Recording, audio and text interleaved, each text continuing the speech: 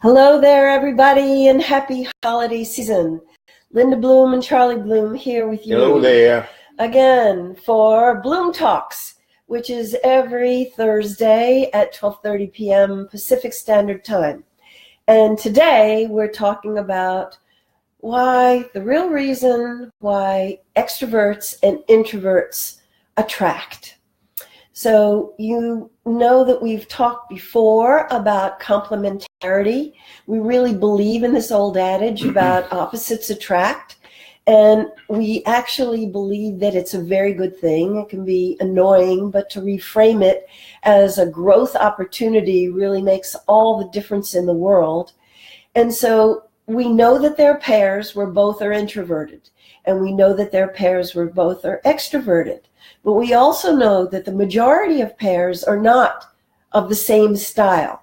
They're an extrovert with an introvert. And it doesn't have to be a problem, but if you're extremely introverted and you're with a person who's extremely introverted, the extreme extrovert and the extreme introvert can be a problem. So it's good to know who we are and who we're with, because some of the difficulties that you may be facing, if you're facing some, may have to do with this dynamic.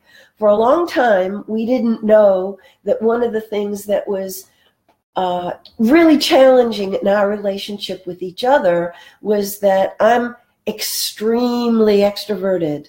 I figure out what I'm feeling, what I'm thinking, what I'm planning, where I'm going, what my goals are while I'm talking. Charlie, on the other hand, is much more introverted, and where he goes when he feels stressed or challenged is he goes inside. And I took it as a personal rejection.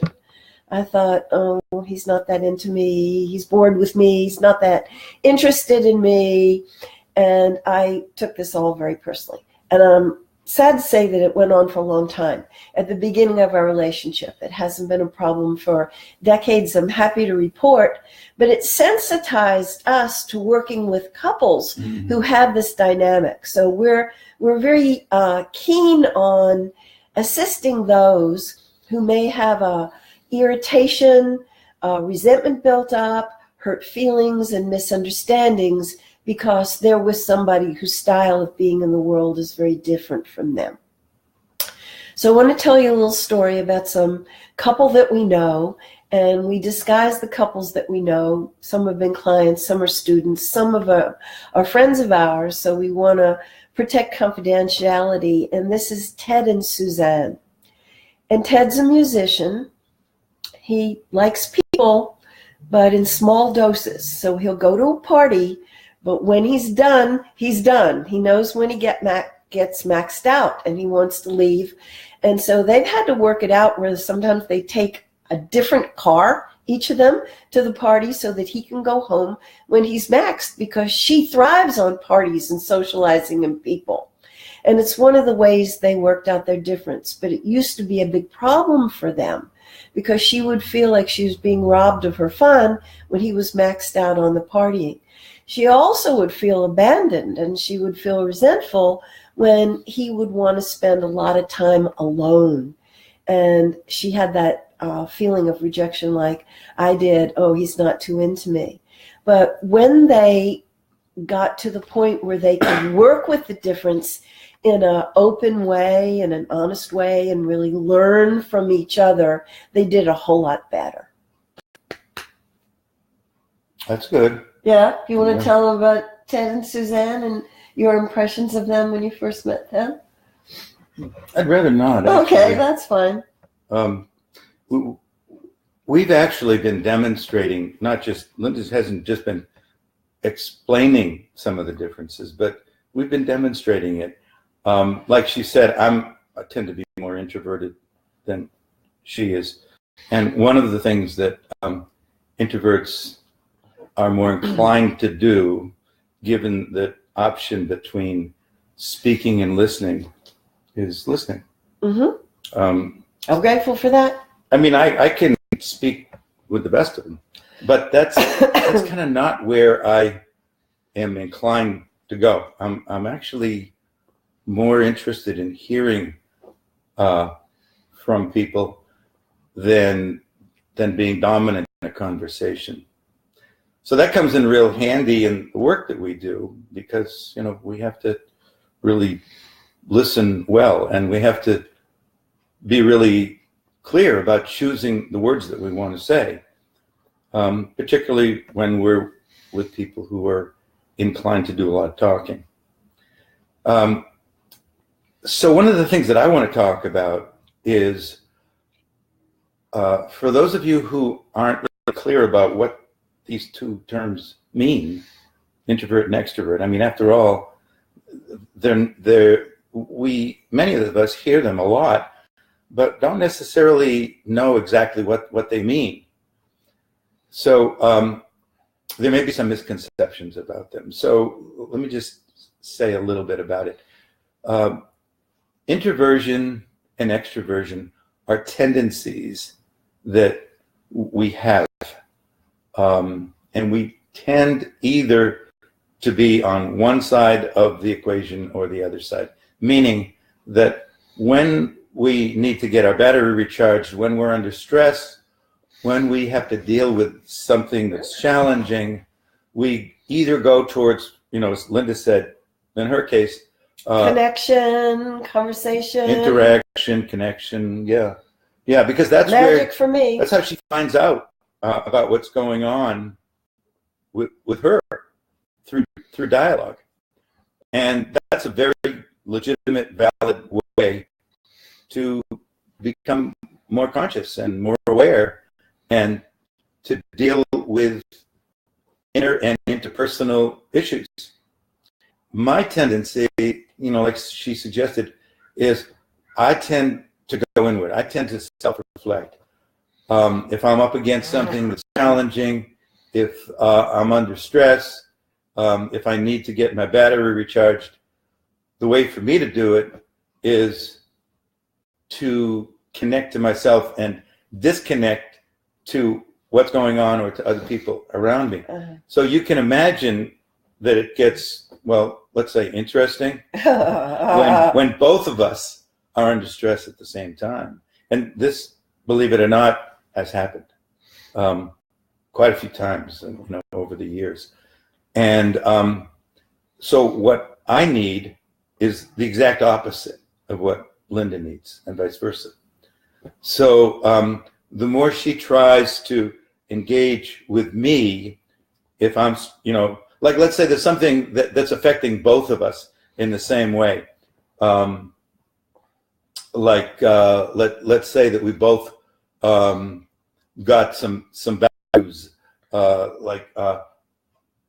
our tax bill came in for the assessment of our house, and it was more than what we had to pay for it, let's say, and it was going to affect both of us. So we had to, you know, I'm inclined to, I want to figure out how we're going to deal with this. What are we going to do?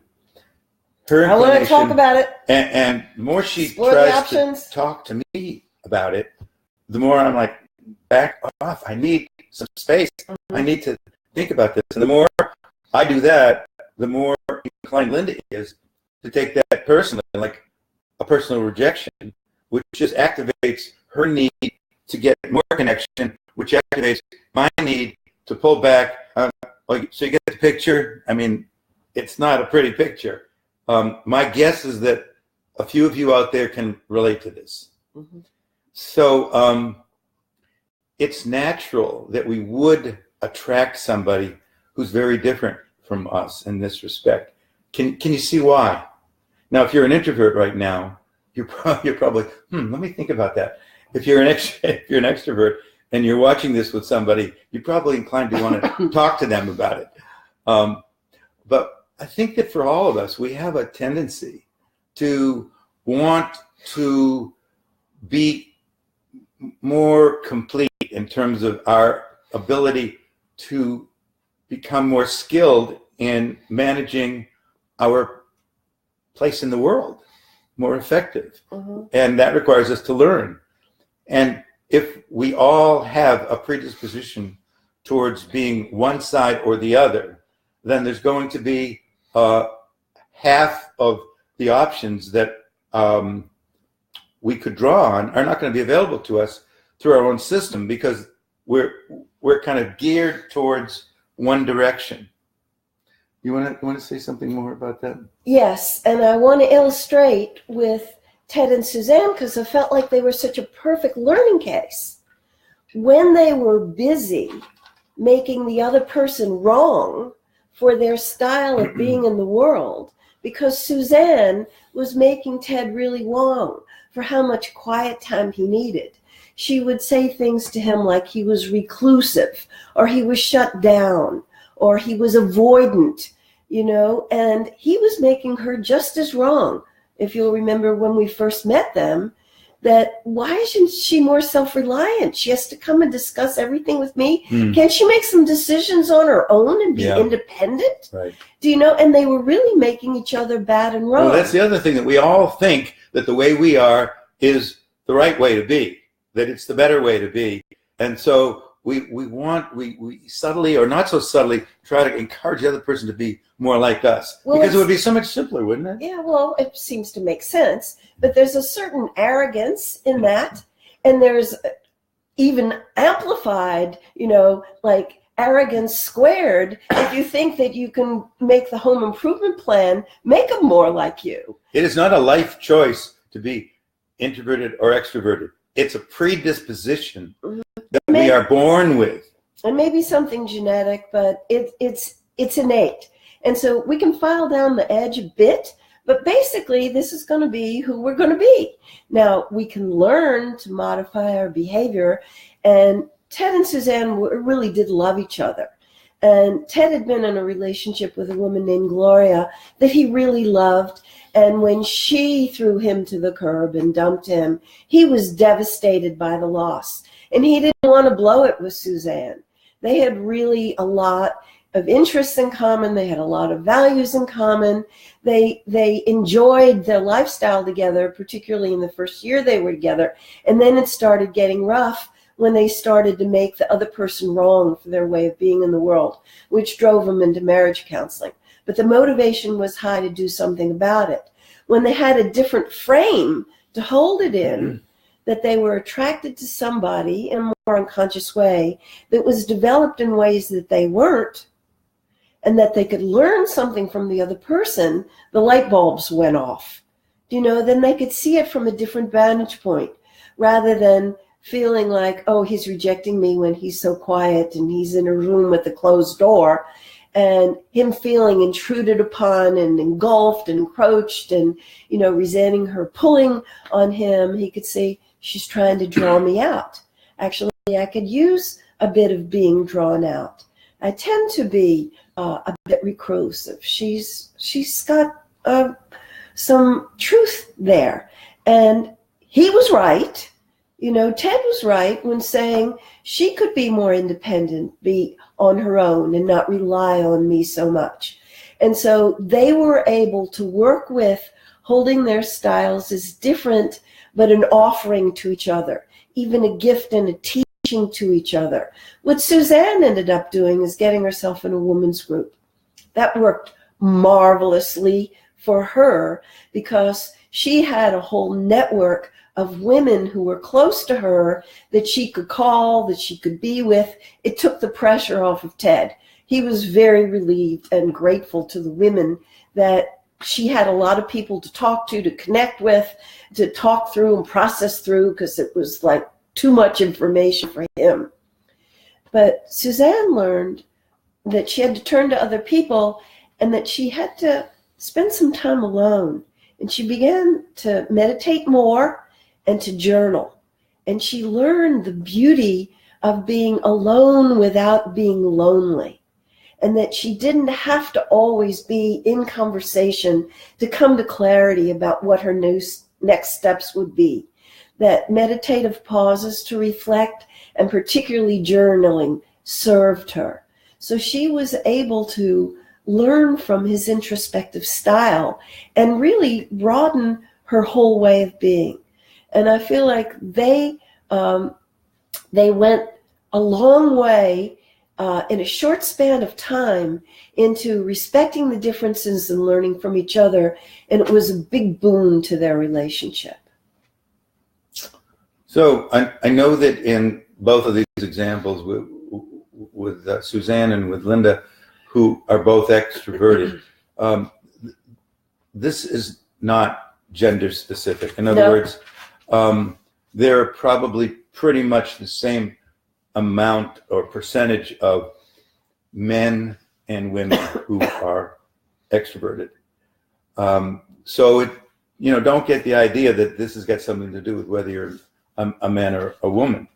But what we've found is that most relationships do include one of each side. Mm-hmm. Not all relationships. I mean, some relationships have got two extroverts and some have got two introverts. But more often than not, there's a tendency towards one side, and the other person has a tendency towards the other side. It doesn't mean that a relationship is better one way or the other, with the same inclination or different ones. It's just that there are different kinds of challenges and different opportunities. When both people are inclined in the same direction, let's say towards extroversion, there's a potential for certain kinds of problems to come up, which you can probably imagine. For one thing, there can be a lot of competition to be heard because both people are really interested in speaking more so than listening. So, and interruptions can be really irritating. Like that. When people are competing. Yeah. In the past, I would be really, even though I am more introverted, I would be very offended by an interruption. Because, hey, I don't talk that much, and I'm just saying a little bit, and you're cutting me off here. Mm-hmm. So that's not a problem for me anymore. I don't see it that way. Although, if I was interrupted enough, and if my efforts to get back, the talking stick didn't work, then, I would probably have to become a little less self-reflective and a little more interactive, mm-hmm. and give Linda some feedback. So one of the things that's really helpful is when you can move from being annoyed with the other person because they are so not the way they should be, the right way, the way you are. But to get beyond that to being accepting that is who they are. It's not necessarily a bad thing, but to even go beyond that, which is what's also possible. And we know that because we've both gone beyond that. And the next level beyond that is to the level of gratitude and appreciation. So acceptance is fine, but don't stop there. Mm-hmm. Acceptance is, it's like a little better than tolerance. I can stand it, or it's okay. But to get to the place where there's real appreciation, wow, I'm really glad that you bring that into my life, because you've helped me to see and to learn a lot more than left to my own devices I would be able to. You've been a model, you've been an example, you've been an inspiration. It hasn't been easy, but it's gotten easy. This is real growth model stuff. Yeah. Is learning from each other. Yeah. I want to note caution for the two extrovert pair. Both people vying to be heard, and the interruptions and the irritation that can happen about feeling that you're not heard when both people are extroverted is only one of the pitfalls. There's also the pitfall of burnout, because they tend to go and do and talk. And so to make a definite, concerted effort to build in quiet time is important to balance out the life of the two extroverted pair. So say something about the dangers or the pitfalls of two introverted. The two introverted pair can sometimes flatline, that there's not enough dynamic energy, then they're not bringing forth enough what I'm feeling, what I'm needing, what I'm visioning, what my desire system. And so they have to be careful to stretch a little bit and not to overlook too many things. They're at risk of having incompletions mount up that can be divisive between them because they're used to operating as a more self-contained, independent system. There might not be enough connection, and that is essential and necessary.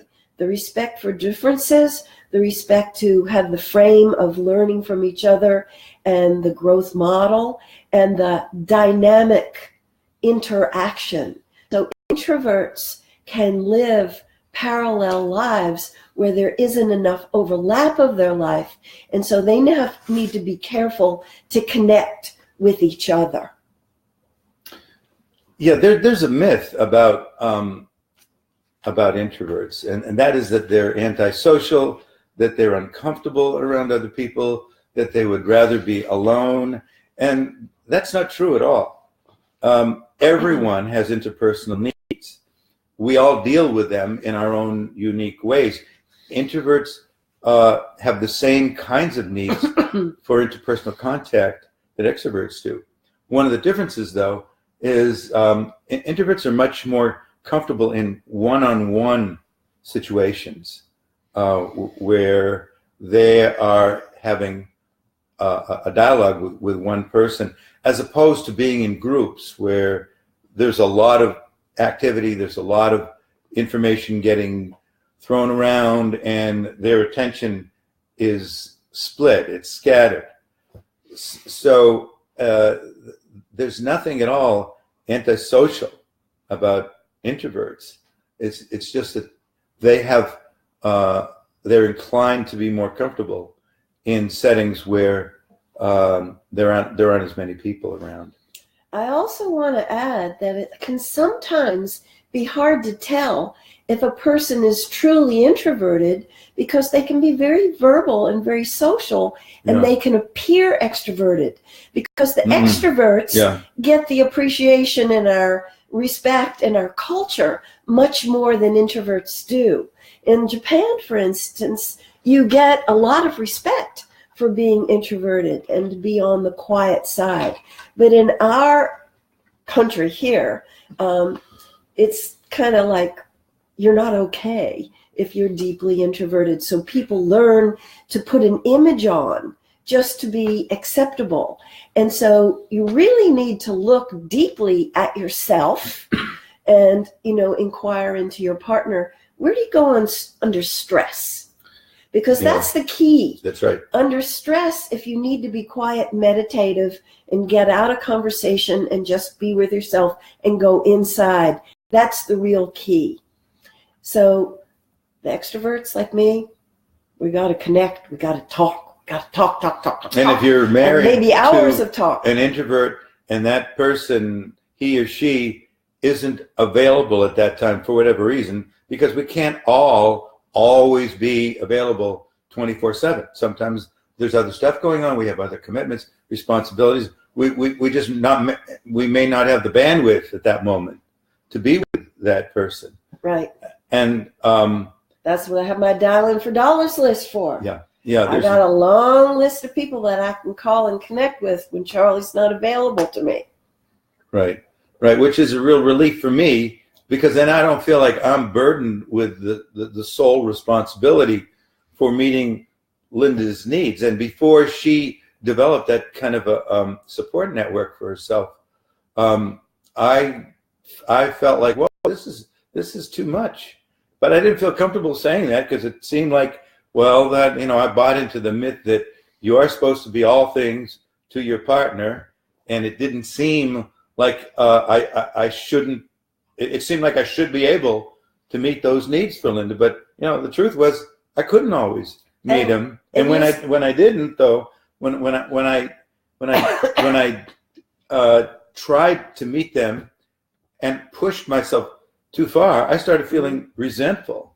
And when he started to draw his boundaries differently with me and referred me out to talk to my women friends, I didn't like it at first. But I came to understand that I'd much rather that he be honest with me and refer me out if the light was on, nobody's home, and not try to pretend. Also, there's a way to refer your partner out that is easier for them to accept. Mm-hmm. for example, go talk to your women friends is probably not the best harsh. way to put it. A little harsh. Just to say, just to be honest, and which is what I learned to do.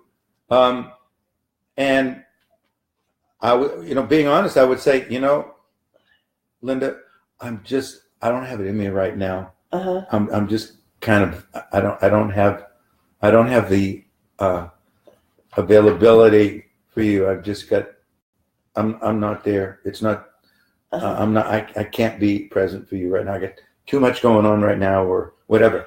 And I learned rain check that when I would give her a rain check, we would always have a specific time that I'm going to get back to you on this, in an hour or after dinner or tomorrow morning, because if you leave it open and you just say, well, I can't be there for you now, maybe some other time. That's an indeterminate sentence for me. Not good enough. No, I want it tacked down. Specific. And I could wait, and I could patiently wait without resentment, and I much prefer that he be honest with me.